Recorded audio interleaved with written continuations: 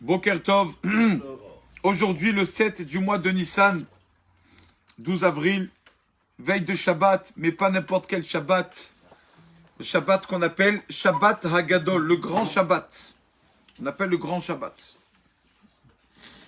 Pas pour rien on l'appelle le grand Shabbat. En fait, tous les Shabbats sont grands, mais là, celui-là, quand on dit Shabbat Shalom, on dit Shabbat Hagadol Shalom. Tellement c'est important de l'appeler le grand Shabbat. Pourquoi nous appelons ce Shabbat Shabbat Hagadol, le grand Shabbat? Plusieurs explications. Une première explication, que c'est le moment où le peuple d'Israël ont fait la mitzvah de prendre le sacrifice, ce qu'on appelle en français l'agneau pascal, le Korban Pessah, de le prendre et de l'attacher au pied du lit, 4 jours avant Pessah justement, pour après faire le Korban Pessah. Donc 4 jours avant, ils ont préparé cet agneau-là au pied de leur lit pour pouvoir bien faire le sacrifice, voir qu'il n'a pas de défaut cette bête. Alors justement, c'est pour cela qu'on l'a appelé Shabbat Hagadol. Première explication. Parce que c'est un moment où on peut grandir. Pourquoi? C'est ça l'allusion en fait. Qu'ils ont mis l'agneau, au pied de leur lit pour dire que même quelqu'un qui est au pied du lit, c'est-à-dire quelqu'un qui est très, très, très bas dans la spiritualité, qui est à un niveau très, très faible, pied du lit, il peut se transformer en korban, en sacrifice, en sainteté. Donc c'est un Shabbat où la personne déjà, il peut passer les étapes pour s'améliorer.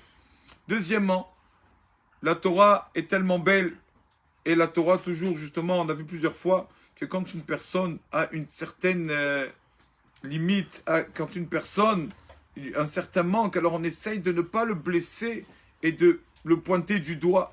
On essaye de faire passer les choses un peu plus avec un peu de savoir-faire. Par exemple, quand la Torah, la Gemara nous parle de quelqu'un d'aveugle, la Gemara dit, on l'appelle Sagé Nahor, on l'appelle celui qui a beaucoup de lumière. Ça veut dire quoi beaucoup de lumière? Comme il a beaucoup de, c'est comme quelqu'un qui a une forte lampe dans ses yeux, alors il ne peut pas voir la lumière qui l'aveugle. Comme ça on ne dit pas un aveugle, on l'appelle celui qui a beaucoup de lumière. Faut pas chasvé shalom le rabaisser. Et donc, on a vu le mois de Cheshvan, ça s'appelle le mois de Cheshvan, le deuxième mois de l'année. Mais comme il n'a pas de fête, on l'appelle Ma Cheshvan, Monsieur Cheshvan. La base de la Torah, c'est ça. De ne pas déjà me faire de la peine. Et justement de valoriser ceux qui ont besoin qu'on les valorise. Et donc ce Shabbat, Hagadol, le grand Shabbat, malheureusement, on le sait tous.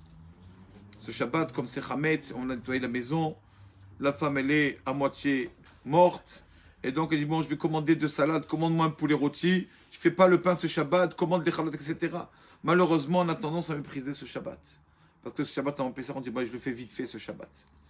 Et malheureusement, quand on le méprise, alors nos sages ont dit, il ne faut pas le mépriser. Au contraire, Shabbat Hagadol, il faut l'agrandir ce Shabbat. Il faut lui donner de la valeur, il est comme tous les Shabbats de l'année. Pourquoi tous les autres Shabbats, quand on a des invités ou quoi, on fait une belle table et pour Shabbat, on ne fera pas? Donc Shabbat Hagadol. Aussi, pourquoi Shabbat Hagadol? Parce que on sait que plusieurs fois, les 6 jours de la semaine prennent leur sainteté du Shabbat qui les précède. Et donc la fête de Pessah a pris d'où sa sainteté du Shabbat avant, Shabbat qui la précède. Et on sait que le soir de Pessah est un soir tellement élevé en sainteté, en degré de sainteté. Et d'où ce soir de Pessah a pris sa force, sa sainteté, du Shabbat avant, Shabbat Hagadol.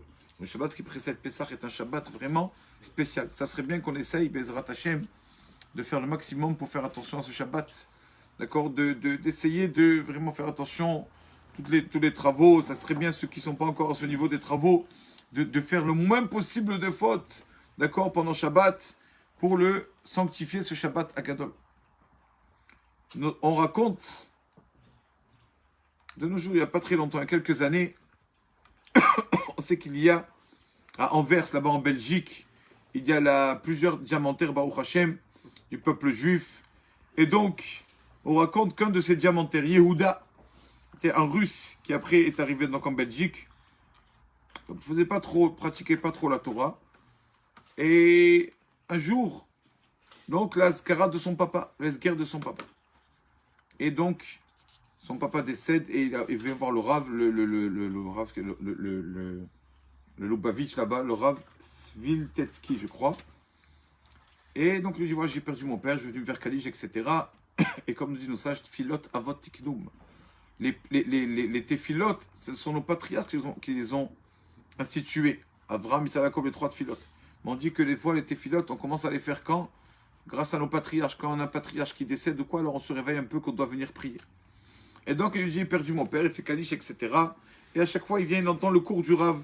Tous les jours, 5 minutes, il vient à la synagogue faire il fait le Kaddish, il entend 5 minutes le cours du Rav.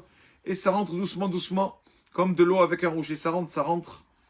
Et Baruch Hashem, il commence à être fini. Il commence à faire attention, à faire les bénédictions. Ce qu'il peut faire. Téfinin, ça prend 5 minutes. Bénédiction, remercie Hashem. Il essaie doucement, doucement. Quelques mois après, Baruch Hashem, il arrive, il vient voir le Rav et il dit, Rabbi, j'ai une bonne nouvelle pour toi, Rabbi. Qu'est-ce qu'il y a?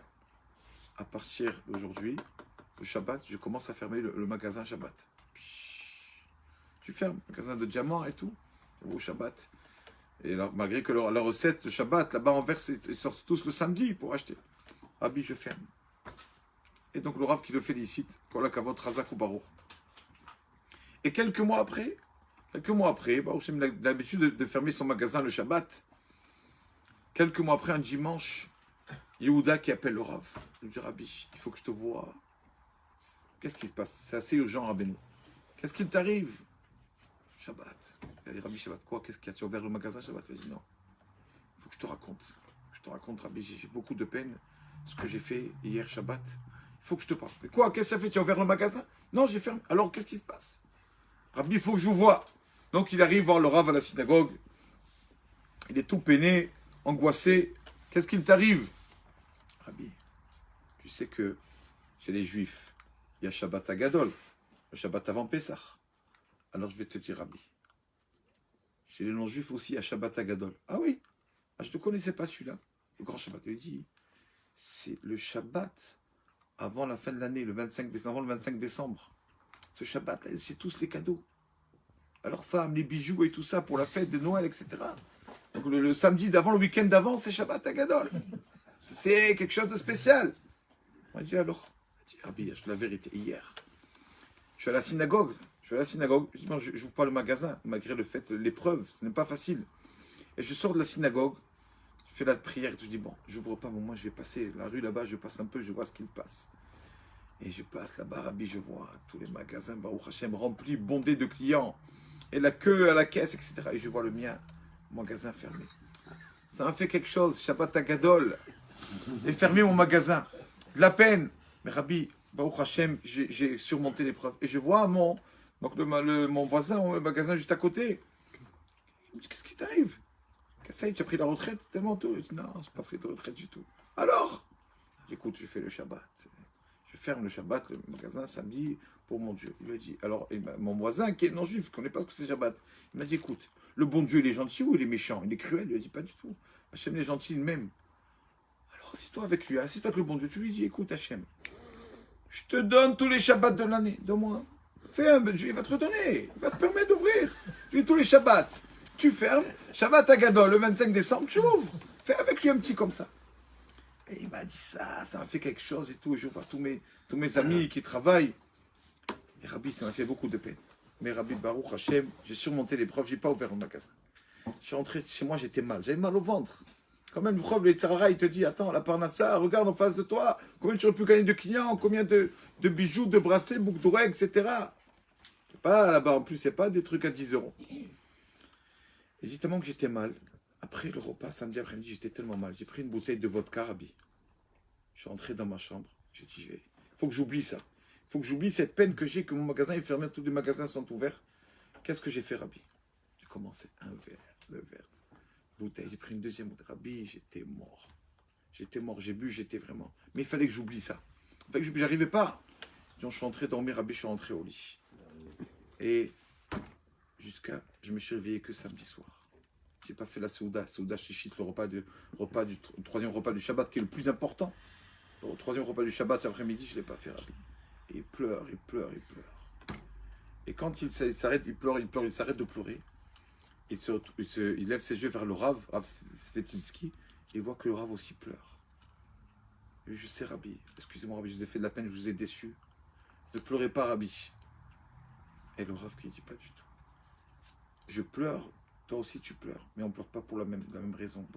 On n'a pas la même raison de pleurer. Toi, tu pleures parce que tu as transgressé le Shabbat à tes yeux, parce que tu as tellement bu que tu allais dormir et tu n'as pas fait Seudat Shishit. Moi, je pleure d'émotion. Je pleure, tu m'as vraiment ému. Pourquoi je vous ai ému? Tu me montres comment tu es attaché au Shabbat. Tu pleures parce que tu as été Shomer Shabbat, parce que tu as fermé ton magasin. C'est magnifique. Il dit, tes larmes là, la peine que tu as, Kadosh Baruch Hu, c'est le plus joyeux.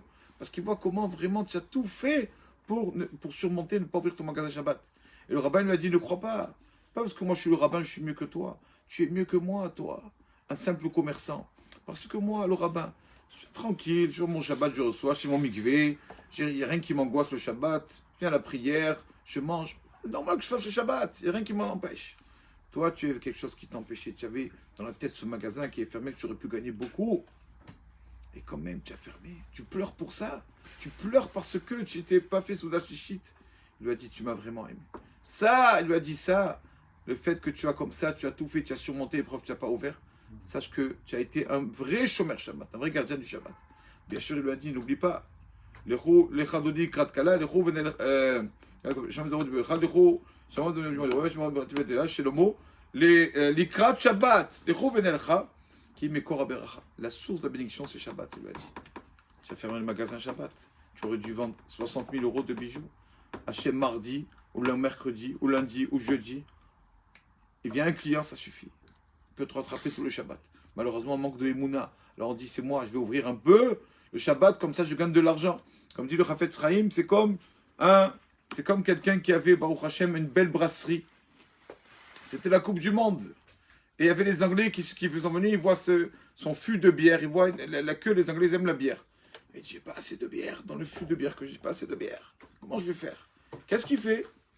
Il demande à son employé, écoute, fais encore un petit robinet, l'ouverture sur le fût. Comme ça, on a 2 robinets, comme ça, il y aura plus de bière. Il lui a dit, Ahmar, le fût, c'est le même. On peut faire 2-3 robinets, c'est le même fût. À Kadosh Baruch Hu, c'est comme ça. On parle à ça, c'est déjà fixé. On peut faire ça et ça. Kadosh Baruch Hu a fixé combien on va gagner. Donc, quand quelqu'un, il ferme Shabbat son magasin, il ne comprend pas que c'est Mekor Bracha, c'est ça qui lui amènera la Bracha. Donc voilà, il lui a dit, ton Shabbat, que tu as fait ce Shabbat, là, malgré le fait que tu as raté Seudat Shishit, vaut le Shabbat de beaucoup d'autres personnes qui n'ont pas mérité d'avoir ces épreuves et de surmonter quand même. Shabbat Shalom, Vorach. Shabbat Shalom.